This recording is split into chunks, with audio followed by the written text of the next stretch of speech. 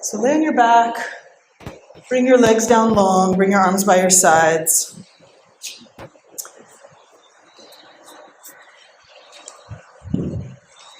So I'll remind you of the most important information for your journey is that awareness through movement is not about learning a special skill. It's about an opportunity to notice details about yourself and to feel more things.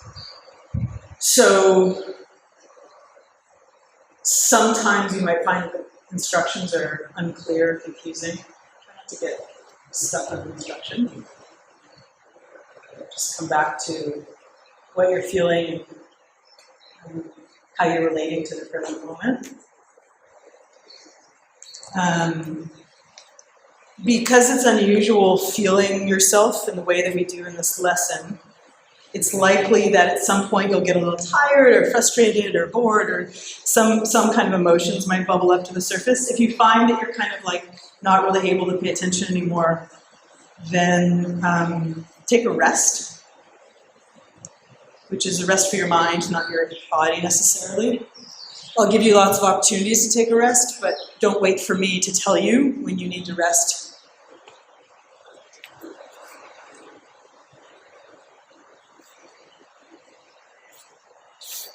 So this lesson speaks to the idea of posture. And so you can ask yourself when you think of the word posture, what does it mean?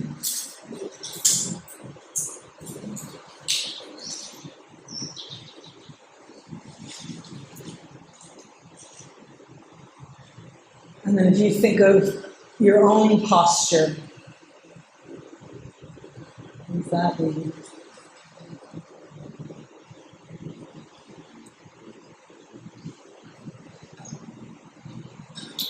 So since this class is a journey of getting more acquainted with how you are and some of the habits that you might have in your muscles and the way that you align yourself, because it's a study, you want to minimize distraction. Which means start by checking in with yourself now and see if there's anything that's kind of distracting you. A nattering thought, or if you have glasses, you might take your glasses off if you want. If there's anything else that's kind of just a mild distraction, anything that you can do to be a little bit more comfortable, and take the time to do that.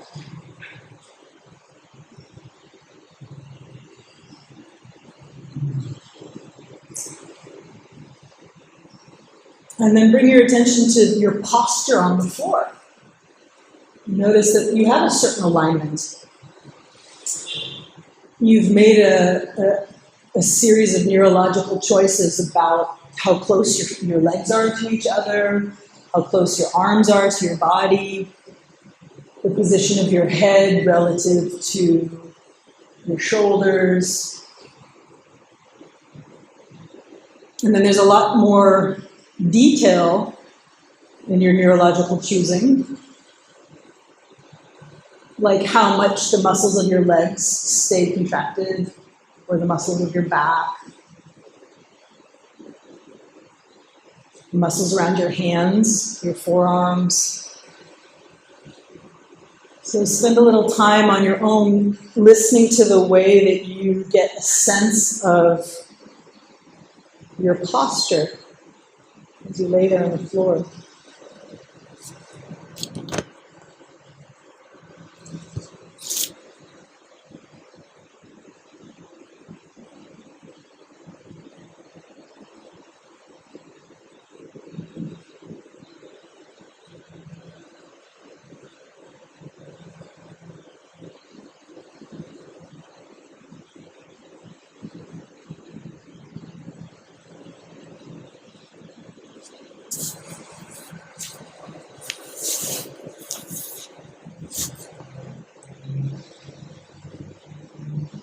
Interestingly, you also have another element to your posture. We actually looked at this a few weeks ago here, and that's your breathing. So as you're sensing the way that you're laying there on the floor, notice how your breathing fits into this picture of yourself.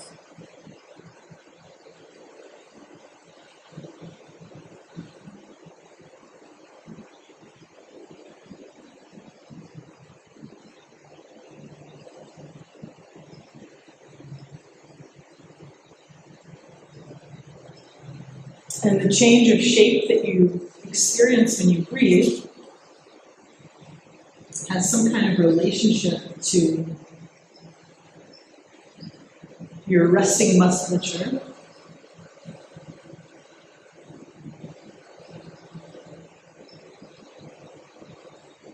And there's a lot of information you can find out there just by sensing the way that you breathe.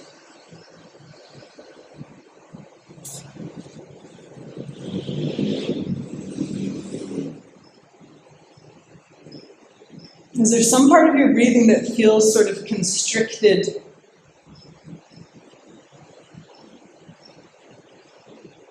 And another part of your breathing that feels more free?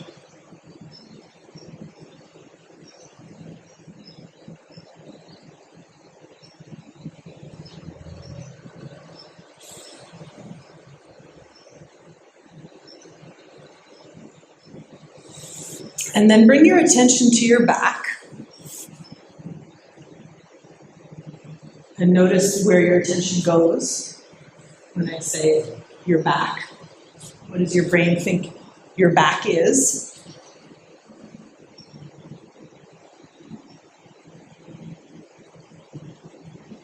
And notice if there's any influence from your breathing on that place that you're feeling as your back.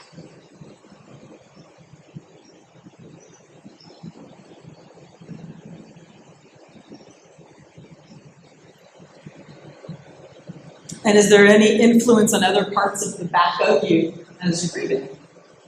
Does any other part of you move at all or change shape a little bit, get closer or farther from the floor?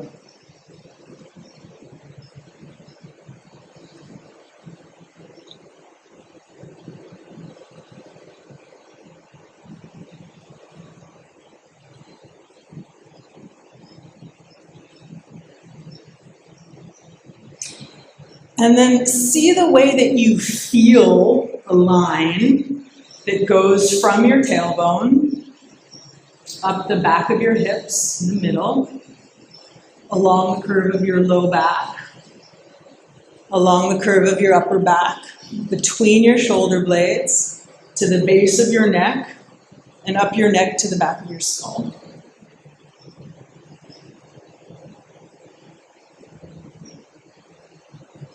And how much can you sense the space behind your low back? And how much can you sense the space behind your neck?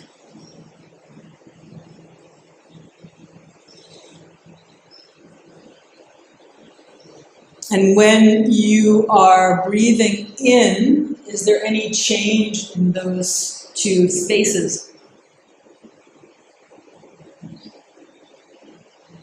Maybe it's more when you breathe out, there's some kind of change there. Maybe there's no change.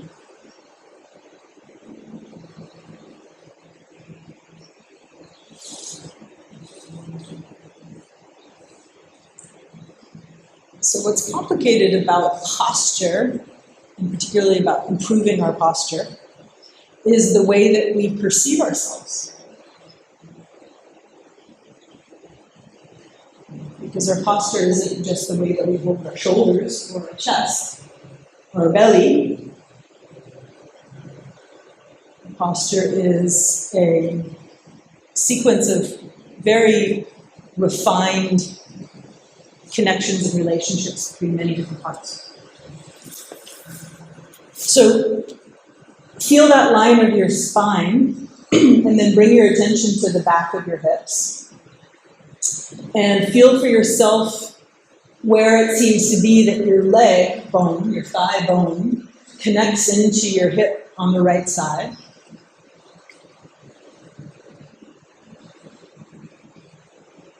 And where does your thigh or your leg connect to your hip on the left side?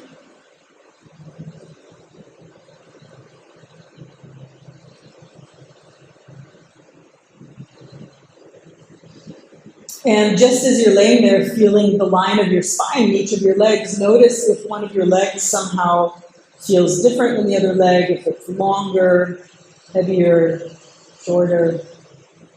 Maybe something's different, but you don't really know what it is.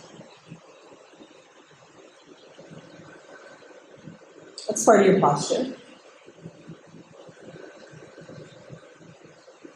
And then bring your attention up to your shoulders and your right and your left arm.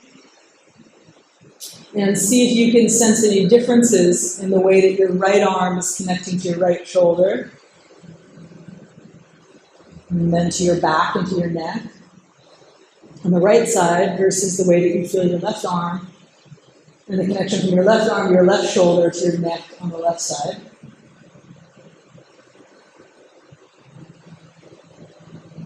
And that's part of your posture too. And then see if you can feel where your head is relative to each of your shoulders and relative to each of your hips. And see what it feels like to do a little movement, turning your head left and right. And you might notice that the slower you do the movement, the more time you have to feel more details. And don't trust me on that, right? You can test it out for yourself. What changes for you when you slow down a lot?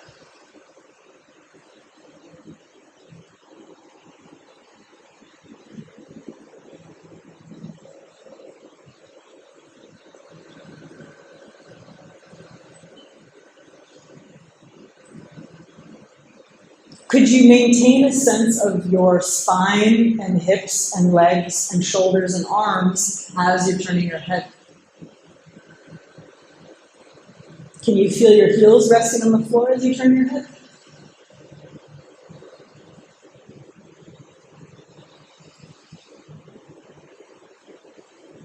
Okay.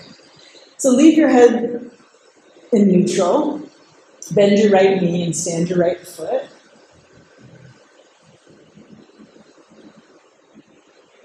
Notice where you're standing, your right foot. It says something about your posture, right? It's a new posture. And then with your foot standing exactly where it is, see what it feels like to press into your foot and then release.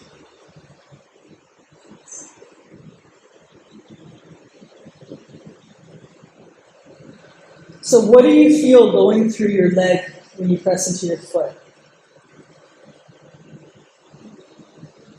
And then from your leg, how high up yourself do you get some kind of response from pressing into your foot?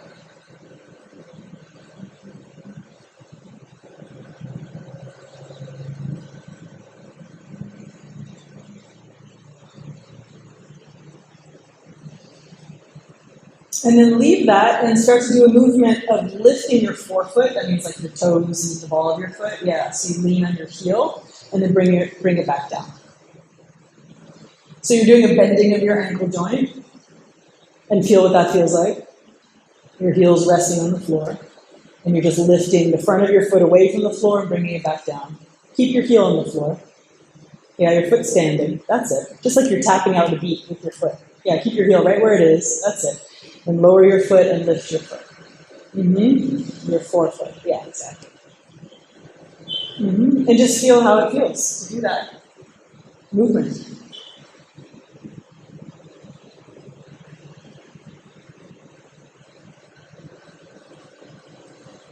Does it affect your hip at all when you do that?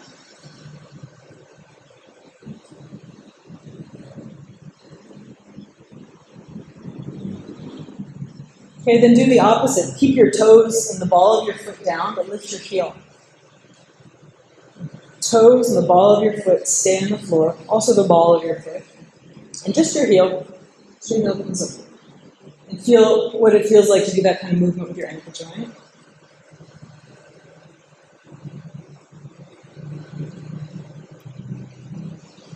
Just your heel lifting. Your hip stays resting on the floor.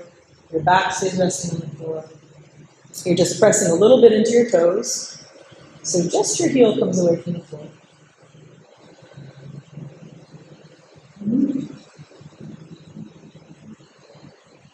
Does that influence your hip? Do you feel anything higher up from your ankle? Okay, leave it, lengthen out your leg. Compare the feeling of each of your legs on the floor.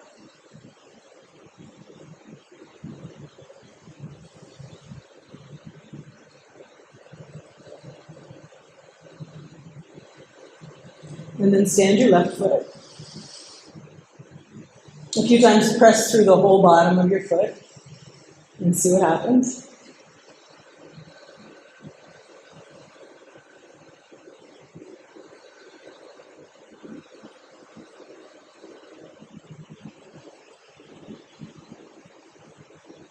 Okay, and then leave that and start to lift your forefoot away from the floor. So you lean on your heel and bring it back down.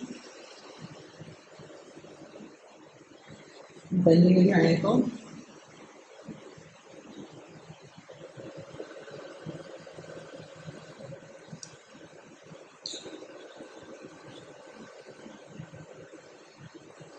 Is it different on this side?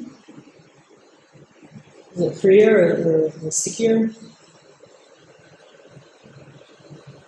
And then what about the other way? Keep your toes and the ball of your foot down and several times lift your heel.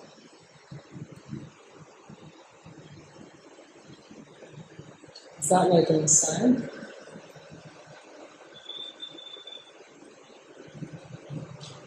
And go back and forth.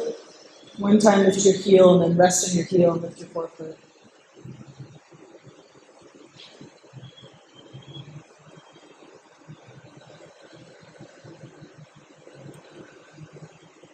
Great. Lengthen out your leg.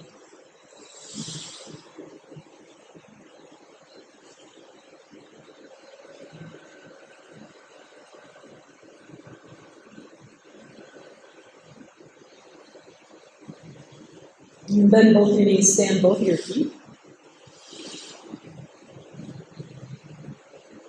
So you just bent at the ankle, or sorry, at the knee joint, right? Your legs are straight, now they're bent. A moment ago you were bending at the ankle joint. So what does it mean to bend at the hip joint? What does that mean? It's a confusing one, really. So see what it's like if you pay attention to your tailbone, and you do a movement of your hips so that your tailbone goes more into the floor. Your low back will get a little bit light. And then your tailbone looks a little bit more to the ceiling, and your low back will get a little bit heavier.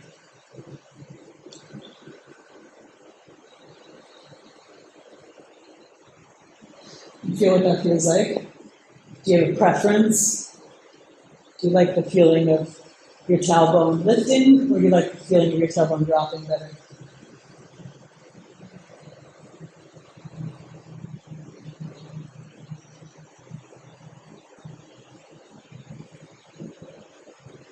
And what kind of influence do you feel on your feet when you're doing that with your pelvis? Anything?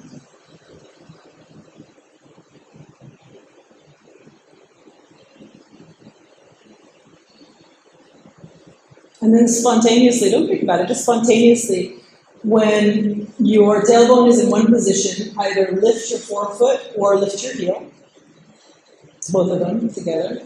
You lift your forefeet or lift your heels, you choose. And then when you tilt your pelvis the other way, do the opposite with your feet. So in one moment, both of your heels are lifted, and the other position, both of your forefeet are lifted.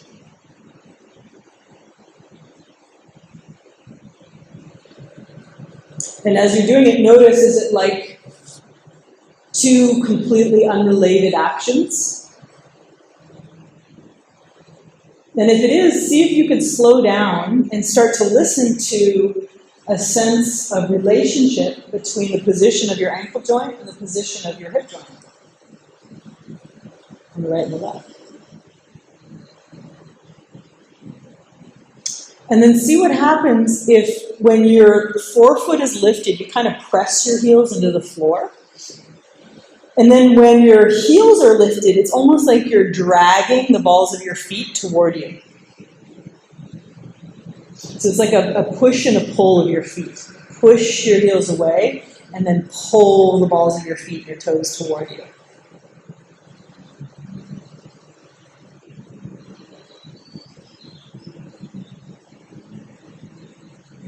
Great. Leave it. Bring your legs down.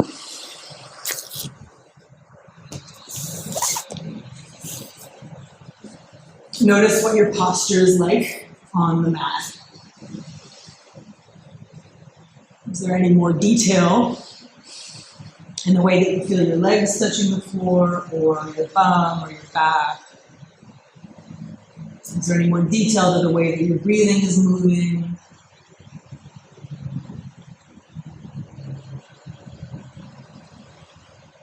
Then bend your knees and roll over and sit up and stand up.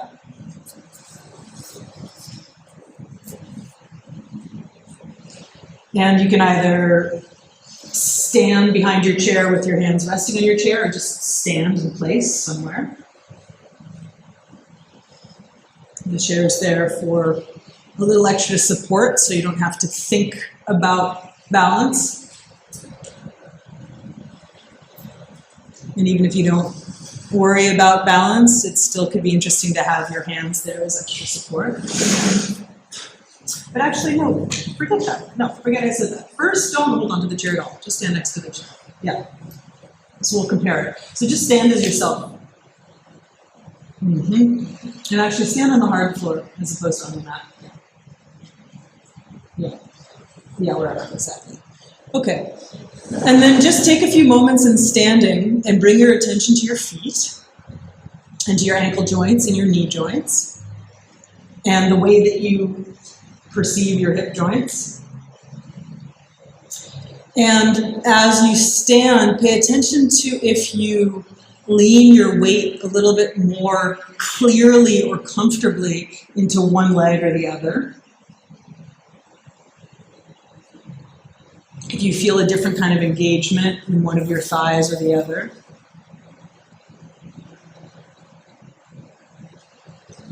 If there's any difference in one buttock or the other. And then also pay attention to what you're doing with your abdomen. Are you holding your abdomen in? Are you pushing it forward? And feel what your breathing feels like in your abdomen as you're standing. And from there, notice the line of your spine from your tailbone to the back of your skull. And see if you can tell if overall you're leaning a little bit forward, back, to the side. So how is your standing posture? Do you feel fairly balanced? Do you feel that something is a bit uneven? Do you have a hard time telling what you're feeling? And then take a little walk around the room. And pay attention to how each of your legs feel as you're walking. And in particular, notice the kind of effort that you're using. Right? So where do you engage and release in order to walk around? The complicated thing about learning about your posture is that, of course, what you do feels normal. So it's hard to tell what you do. That's why when you move slower than usual, it gives you time to start to notice things that might otherwise be elusive.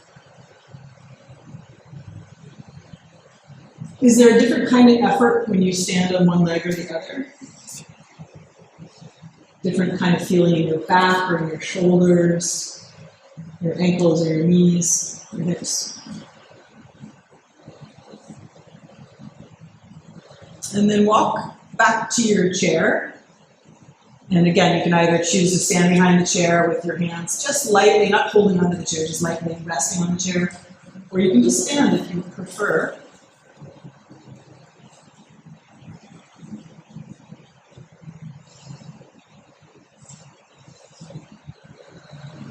And see if you can stand for another moment with your eyes closed and just play with this idea of the force of gravity that comes down on you and in a way is all around you. And notice that there's some parts of yourself that you feel are kind of engaged and almost lifted up away from the floor.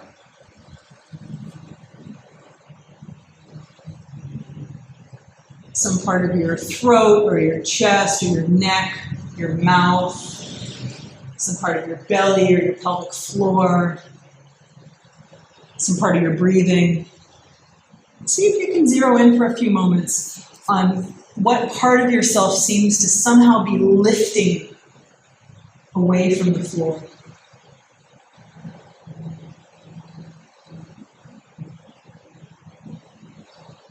And then drop your sensation down through your hips, down through your legs, down through your ankles to your feet, your heels and your forefoot. And pay attention to the way each of your feet is pressing into the floor. And see, is that a little bit different on one side or the other side?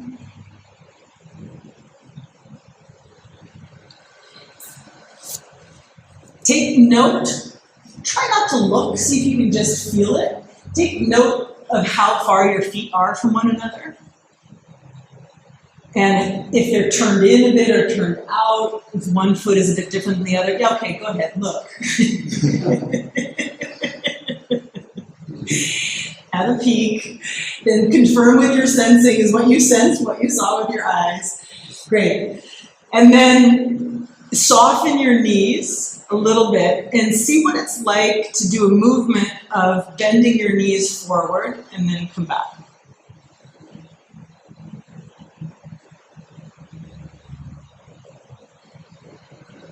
What changes in the weight of your feet? And in particular, do you notice that when you bend your knees, you shift your weight kind of? Maybe more onto one leg or in somehow a different kind of pattern?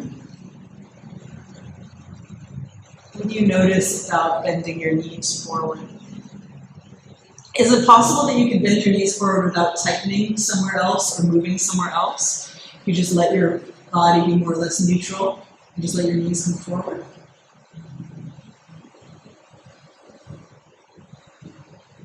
Okay, and then pause with that for a moment.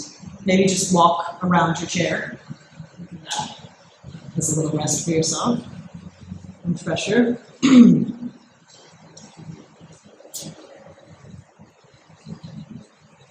then come back behind your chair. Again, use it or don't as you wish. And now see what it feels like. Again, probably start with a soft bend in your knees. See what it feels like to do that movement you're doing with your pelvis when you were laying on your back, so that your tailbone lifts up a little bit back behind you. And then your tailbone drops down more toward the floor. And keep a little bend in your knees, right? In fact, you might even feel that you want to bend your knees to help you do the movement. So don't constrict your knees at all. Try not to control the movement. Try to just go for what is the softest, easiest feeling. Check that your abdomen isn't fighting with the movement of your pelvis. And just take your time. Take a lot of time and see how gently and sweetly can you feel this movement of your tailbone. You can imagine a really ornate, fantastic tail. And you're lifting your tail to show to the world. And then you got a little embarrassed about that, so you brought your tail down.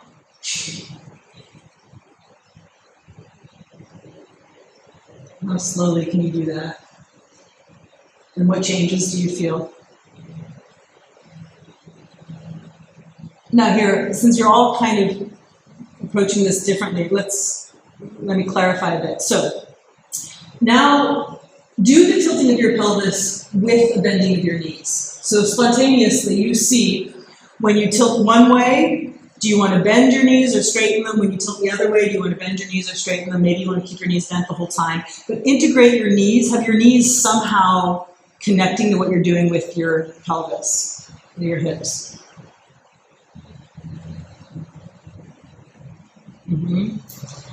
Okay, now see what happens, bless you, if you if you stand, don't have your knees rigid, right? Not locked. But if you stand with your legs more or less quiet, and then you see what it's like to move your pelvis in that way. Just micro movement of your pelvis, tail going down and maybe a little bit forward towards your toes, and then tail going up and back. Could be a millimeter. That's it.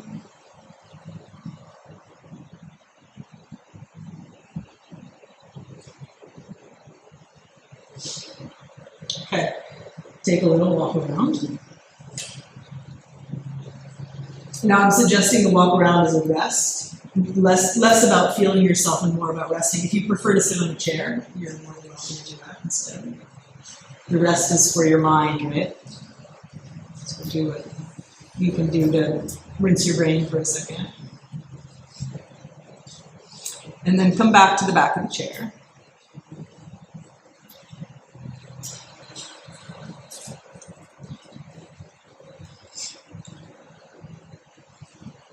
And just stand for a moment and see the way that you feel each of your legs connecting to your hips. How much do you actually get a sense of support? Like the weight of yourself is literally going from your head, your shoulders, your chest, your ribs, dropping into your hips and into your legs.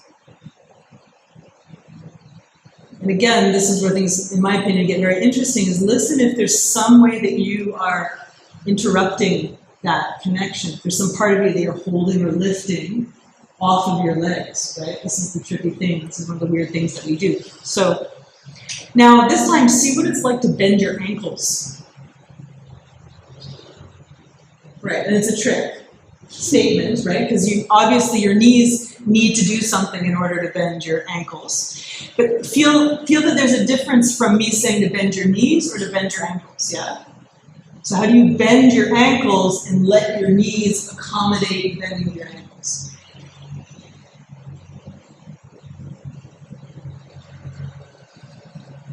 And now what's different on the right and the left side when you're doing that?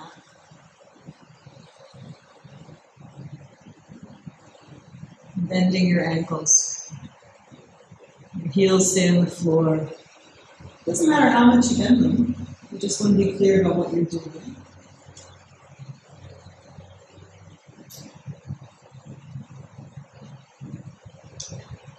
And then continue, but lead the movement from your knees. So you bend your knees forward. Yeah. Okay, and now as you're bending your knees forward, what are you doing with your pelvis? Is your tail dropping down, or is your tail lifting up? Or is your tail not moving?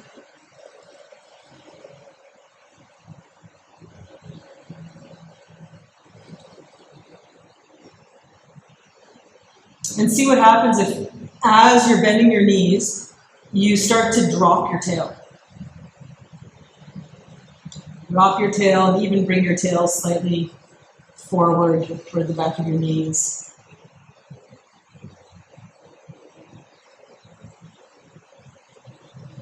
And what do you feel in your back when you do that? Can you have your spine be neutral, but do this movement of your pelvis and your legs and your ankles? Yeah. Okay, cool. Leave it. Rest on the chair or walk around a bit.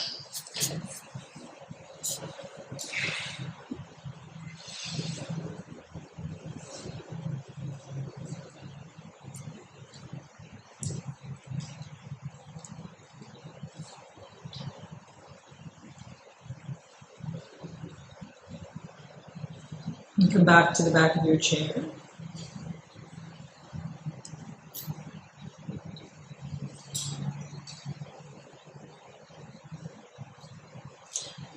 Okay, now this time, go back to the movement you're just doing of your pelvis, so that your tail is dropping down, or you could say it down and slightly forward.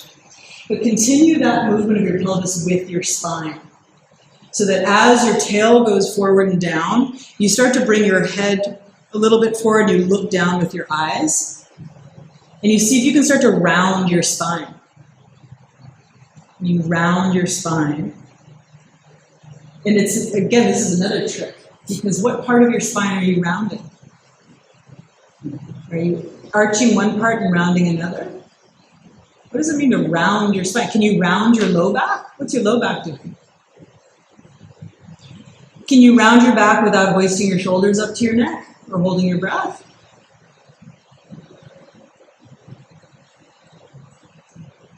You're all trying to do a really good job. So let's start there. See if you can just reduce. Man, we got like overachievers in the room today. Just a little less. It doesn't matter. There's no award ceremony, I promise, right? It's just feeling things. So don't have such a sharp intention. Just a sensation. Oh, that's cool. What's that feel like?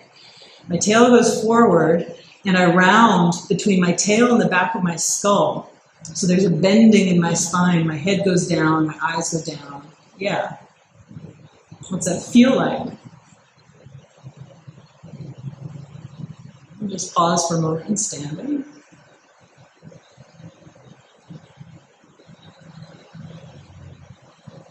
Now this time you're going to lift your fabulous tail up and back. And as you do that, look up with your eyes. And then go back to neutral. And play with that a little bit.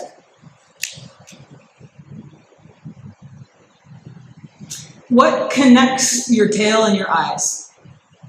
How many parts of yourself can you feel between your tail and your eyes?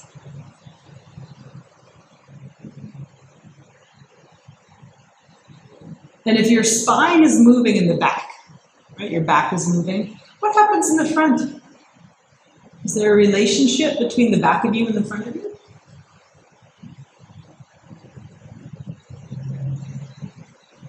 Can you let your low back arch, upper back arch, neck arch a little bit? Just easy, comfortable.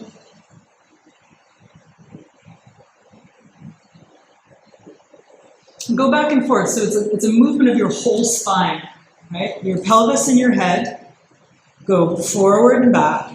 But it's a movement of your whole spine. So really slow down a lot so you have time to see, oh, that part of my spine I'm not quite sure about. Right? That's what's important. Practicing what you're already good at is a waste of time. What we're interested in is, what about the stuff that you're not so good at or isn't so clear yet, right?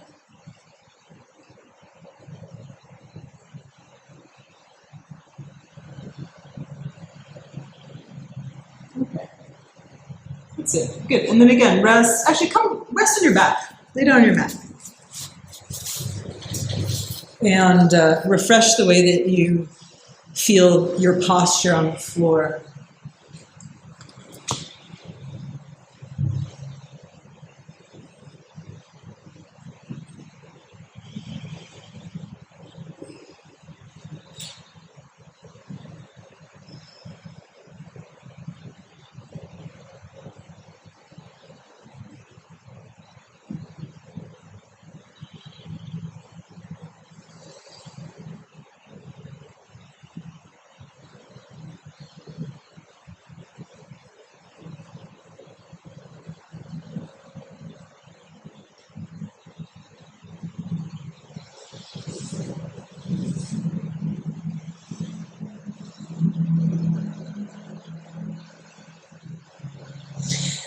So think about it, right? Your movement occurs in the places that there's joints, right? By definition, a joint is a place of movement.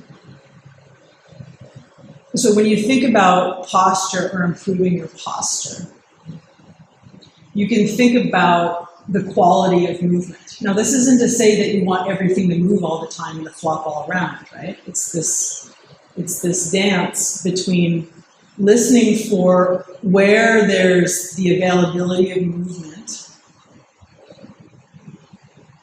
and where there's too much movement in one area, not enough movement in another area. So what you're doing here, and what we'll continue to do in this lesson, is clarifying the way that you can actually feel the connection between these interconnected parts.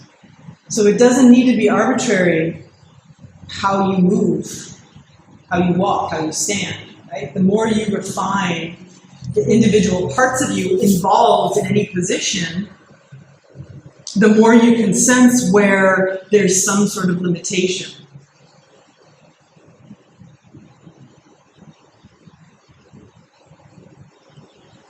So in a lesson like this, we're not here to crack the case, right? We're here to incrementally improve the way that we sense details. So what's cool about a lesson like this is you can come back to it and come back to it. You can do it later when you're getting dinner, when you're walking down the street, whatever, right? Okay, so roll over, sit up, come stand behind the chair.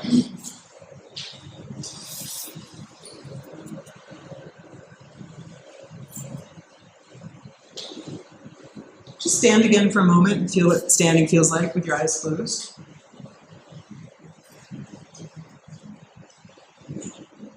Any of our joints can be a culprit, right? But most commonly, we get into a certain habit of how we use our pelvis. And we use our pelvis like that in all scenarios. Interestingly, if you're sitting all the time, you're practicing using your pelvis in that way, so that you're kind of using your pelvis and sitting even when you're standing or walking or doing yoga or whatever, right?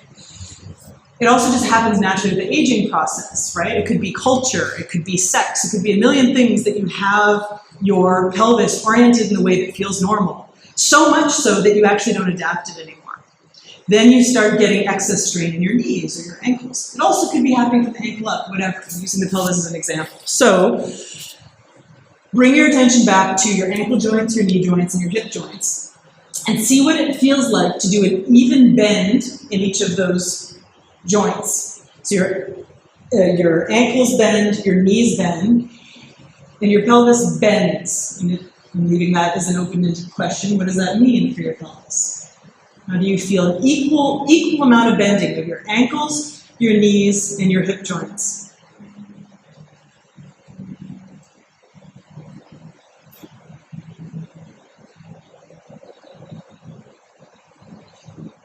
And for you guys that have a bit more sophisticated Feldenkrais practice, then I would ask you to pay attention to the way that your hip joints move. And in particular, do your hip joints go forward when your knees go forward? Or do your hip joints go back when your knees go forward?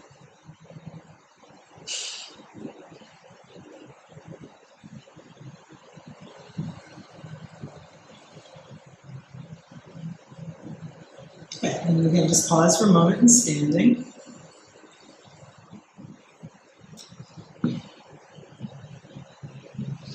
Now, this time, start doing a movement of shifting your weight onto your heels, so both of your forefeet come away from the floor. And see if you can be more or less upright, so that it's not a movement of your whole self, it's a movement that you start at your ankle joints, and you negotiate with your knees and your hips.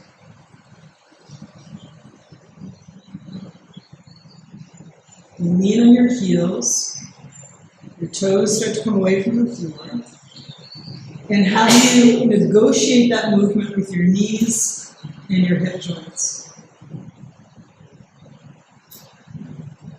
When you do that with your heels, when you put your weight in your heels, does that make you feel like you want to bend your knees or you want to straighten your knees?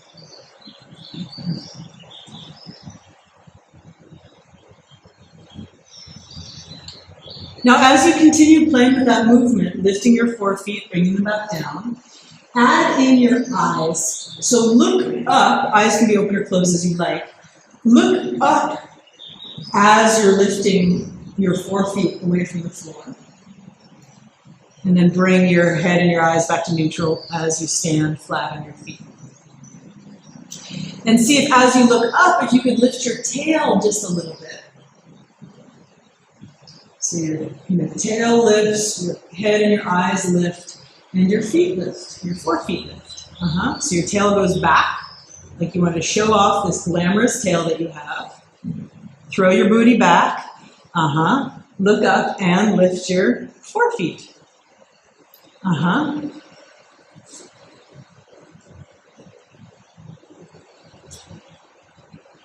me see what that's like.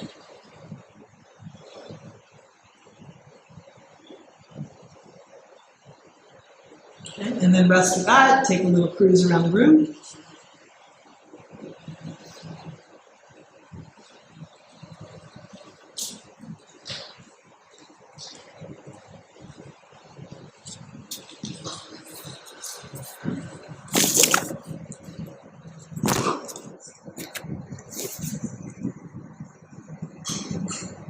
You come back to your chair.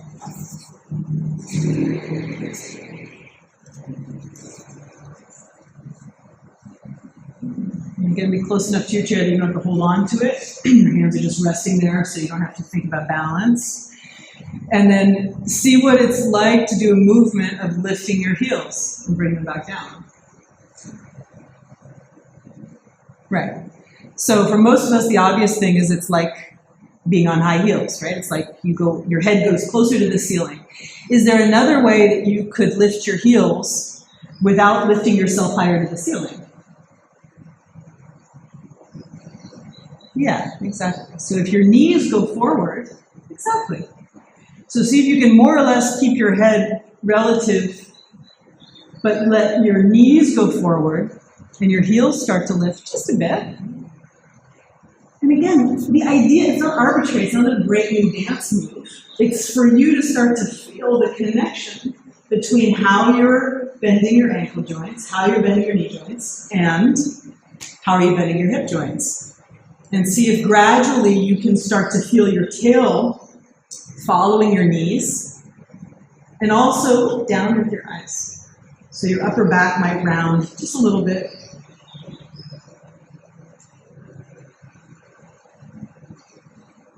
Keep finding a way to do less and less and less, especially if a movement like this is easy for you, it's going to be way harder to feel what you're doing, right? So keep erring on doing less, and doing less, and doing less.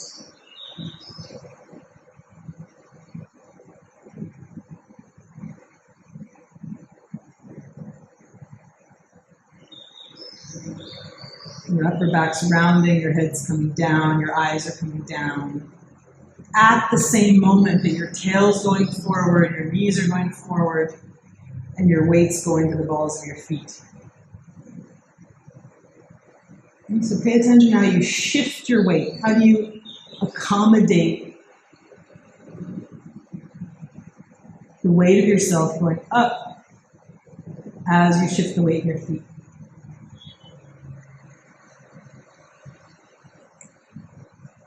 Which way is more pleasurable for you?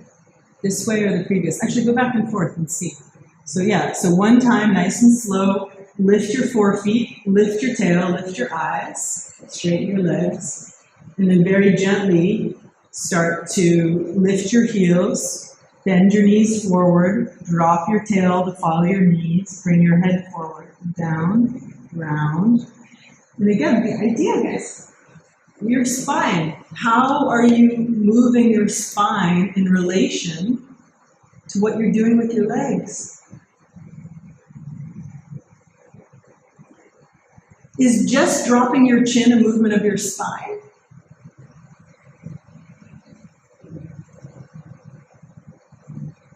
See that the movement of your head is connected to your whole spine.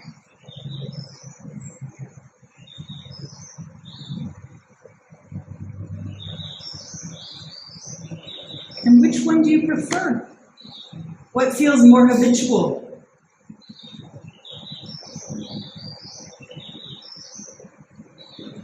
Where are you resisting gravity? Where are you hiking yourself up instead of leaning your weight into your feet? There's so many bones in your feet. Can you really feel how you transfer your weight across to the front of your foot? And then the tower adapts. To the back of your foot, your tower adapts. Okay, good. Take a rest. You can lay down on your back. Walk around if you prefer. Walk around and then lay down if you want. Rest for a bit on your back.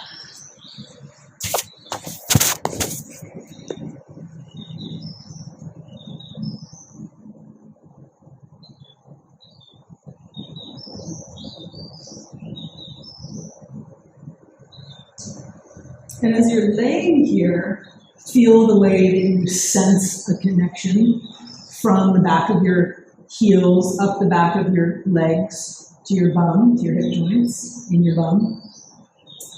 And the way that you feel from your hip joints up to your ribs in the back, your shoulders in the back of your skull.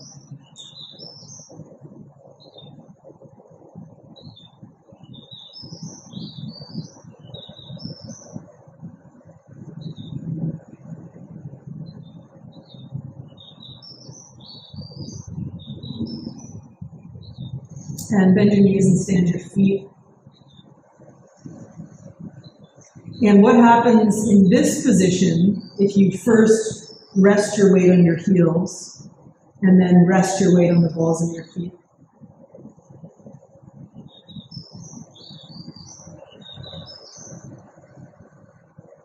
And you kind of drag the balls of your feet a bit toward you as you press your heels away from you. Now go slow enough that, again, you can listen. What's the response in your tailbone? Add in your eyes.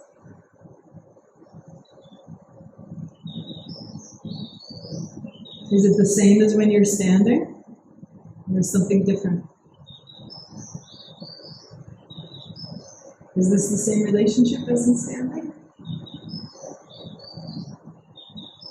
Does your head and eyes, does your head and eyes respond to your pelvis in the same way as when you're standing?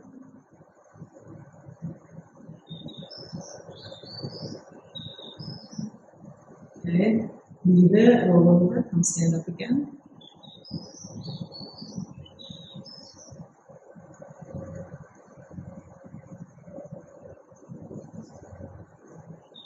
Can you find that same relationship in standing?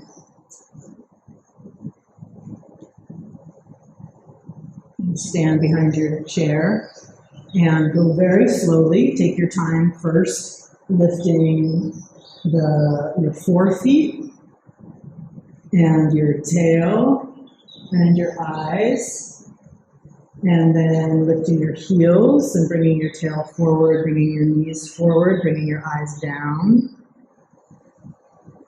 And again, just compare. Is this the same as what you just did on your back? What's different about it? Can you move each part of you the same amount, or do you have this funny habit of one part of you kind of being the boss?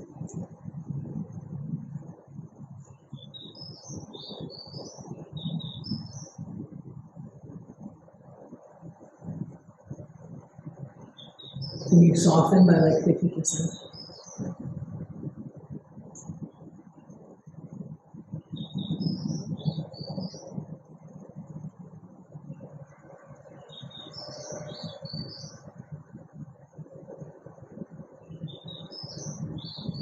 Okay, walk around your chair, and then come right back.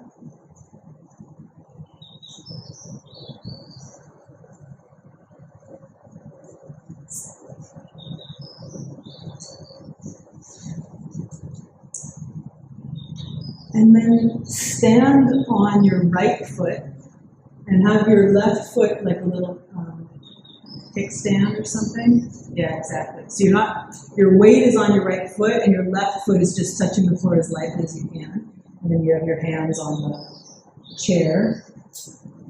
And take your time with this and see what is it like to shift your weight over your right foot so that your knee comes forward and your heel lifts a bit. And you look down. And then you shift your weight to the back of your foot, your forefoot lifts. You lift your tail, you lift your eyes. You go slowly. Try to keep your weight in your right foot. Right? Your left foot is just dangling or hanging or lightly resting on the floor. How do you shift your weight on your ankle joint, on your foot? Remember not to lean on the chair. The chair is just there so you don't fall over, right? But you really want to play with the way that you get stability in your right leg and how adaptable are your joints when you're standing on your right leg, because when you're walking, half the time you're on your right leg, right?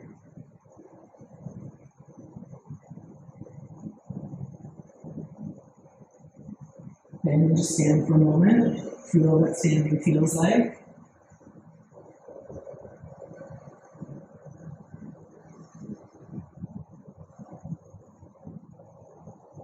See what's different about your left leg. So you're standing your weight on your left foot, your left leg. Your right foot's like a little teeny kickstand. Your hands are just lightly on the chair. And then you're playing with shifting the weight over the bottom of your left foot.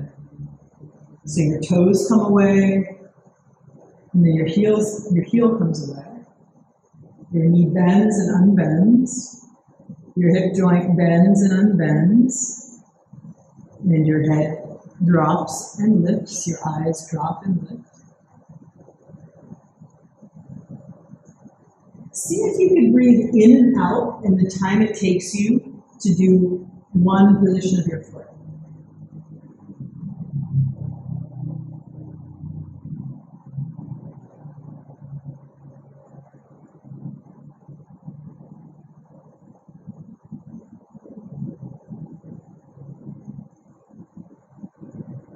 And your toes lift away, and then your heel lifts away.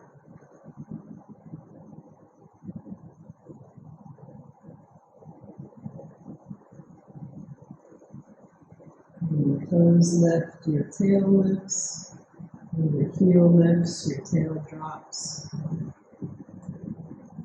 And you bends and unbends.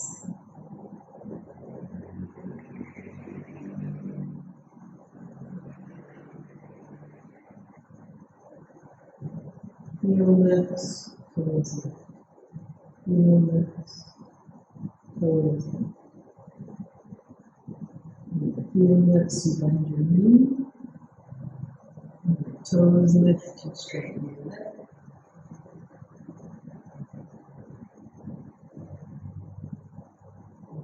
Okay, walk around. Walk around and feel what walking feels like. See what you notice.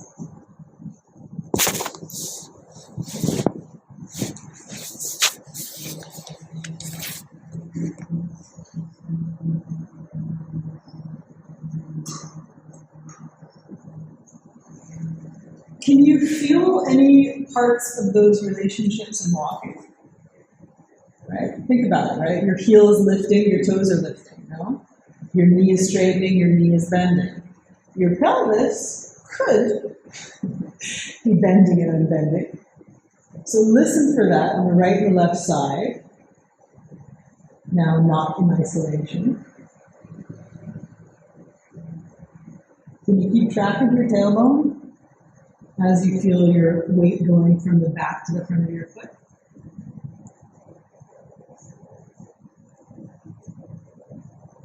And if you can keep track of your tailbone, can you keep track of your head? Does your head know that your tailbone is integrating with your legs?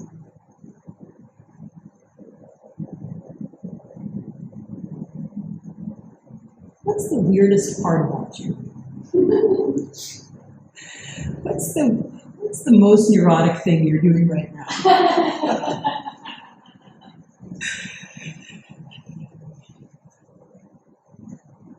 All right, one more time, come back to the back of your chair.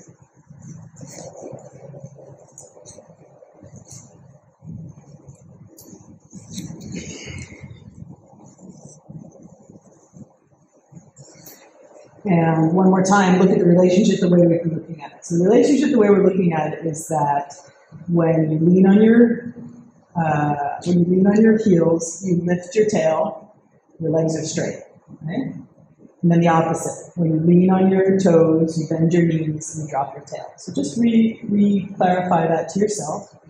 And re-clarify it so that it has a relationship to your spine. In one position, your spine is a little bit arched. In the other position, your spine is a little bit round. When your knees come forward, you round your spine, lift your heels, your knees go back, you arch your spine a little bit, you lift your toes. Okay?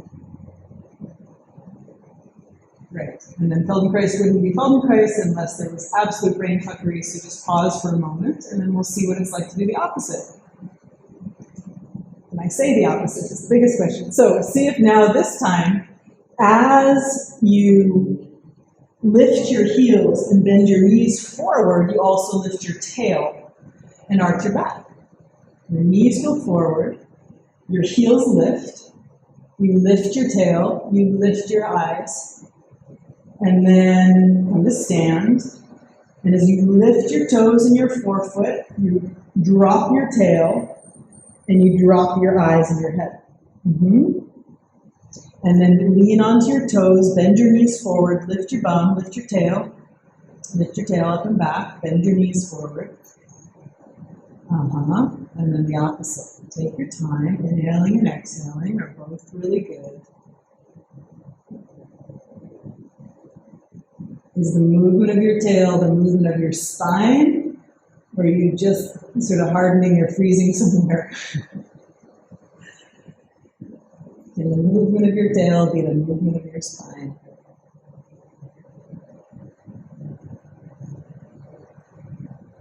Least amount of effort possible in your belly, in your mouth, in your throat. Can you go back to the previous variation? When you lift your toes, you lift your tail, and you lift your head. When you lift your heels, you bend your knees forward, you round your back. Of course, in Pelvic Race, what we're interested in is not perfecting a movement, we're interested in adaptability. Yay! I am not just stuck. Awesome. All right, take another little walk around and lay on your back. Listen to the way that your back is making contact with the mat, and your legs, and your shoulders, and your arms, and your hips, and your head.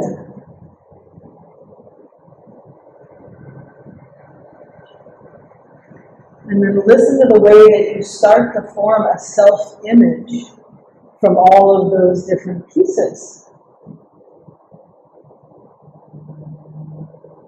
So this is what's super wild, is that the more of yourself you can feel, the more developed your sensory self-image. Because what the mirror tells you about you is what you can see with your eyes in a two-dimensional surface, right? But how do you feel?